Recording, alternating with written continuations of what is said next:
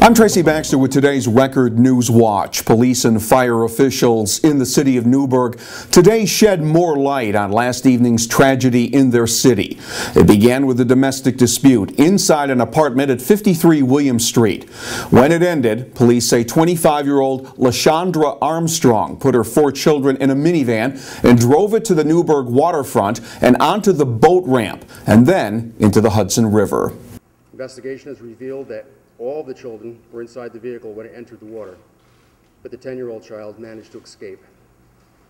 It appears that from the investigation, he managed to hit the power windows and opened up one of the windows and climbed out of the vehicle before the vehicle sunk. Information gathered thus far indicates that LaShondra Armstrong intentionally drove the vehicle into the river. Her 10-year-old son, who escaped, LaShawn Armstrong, then got help from a passerby and ran into the fire department office. He was obviously very shaken up, having a difficult time trying to explain what happened. He was soaking wet. You know, the river at this time of the year is probably about 40, 45 degrees, so he's probably suffering a little hypothermia at that point also. We got out whatever information, we were able to get from him with respect to what immediately needed to be done. It's important to know if that child had not escaped that car and gotten to report this incident, this could still very well be a missing person. Could be still an active. The entire family could be missing. They would not be able to see that car from the shore. This is a very difficult time. We are talking about a tragedy in this city that I would say is probably second to none. We have had homicides here. We have had children that have been victimized in this city, but I don't think to the degree in which we are dealing with this situation today could it be more tragic. The whole scene surrounding what occurred in Newburgh last night will have a lasting effect on this city. When divers discovered the vehicle in 8 feet of water, they recovered the bodies of LaShondra Armstrong and 3 of her children, 5-year-old Landon Pierre, 2-year-old Lance Pierre, and their 11-month-old sister, Liana. LaShondra reportedly had a history of domestic problems with John Pierre, the father of 3 of her children. No further information was released concerning the dispute that led up to the tragedy. Police are now awaiting a medical examiner's report that will become a part of their ongoing investigation. Reporters Doyle Murphy and Mike Randall are following the story. They will have further details here at Record Online and in tomorrow's Times-Herald Record. In other news, a town of Wallkill man charged with killing his father back in November of 2009 has been found fit to stand trial.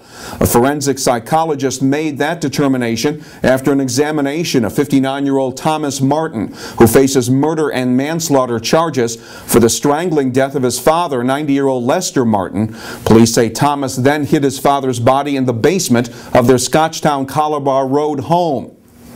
Martin had been sent to Mid-Hudson Psychiatric Center after an initial finding that he was incompetent to stand trial. Martin's attorney is contesting this most recent ruling and has scheduled another psychiatric exam. A court hearing on the case will be held May 18th. The owner of a car dealership in Ulster County is facing felony charges for allegedly forging state motor vehicle documents involving the sale of a vehicle. 43-year-old Derek Winnie of Saugerties, the owner-operator of Winnie's Auto Sales in Saugerties, has been charged with falsifying business records, scheme to defraud, criminal possession of a forged instrument, and offering a false instrument for filing. According to police, Winnie provided false information about a vehicle that he sold. He was sent to Ulster County Jail on $2,500 bail. And in Sullivan County, state police say a man was killed in a tree-cutting accident near his Grahamsville home. Investigators say 28-year-old Dale Curry died while cutting down a tree off Thunderhill Road. Police say the falling tree hit a large limb from another tree, which hit and killed Curry.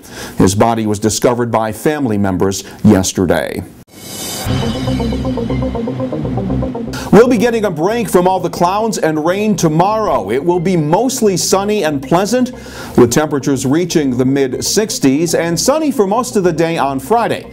With clouds moving back in late in the day, the highs will be up around 65 degrees. Keep checking back here at Record Online for breaking news, including the latest on the tragedy in Newburgh, and get all the news in detail in tomorrow's Times Herald Record. For Record News Watch, I'm Tracy Baxter.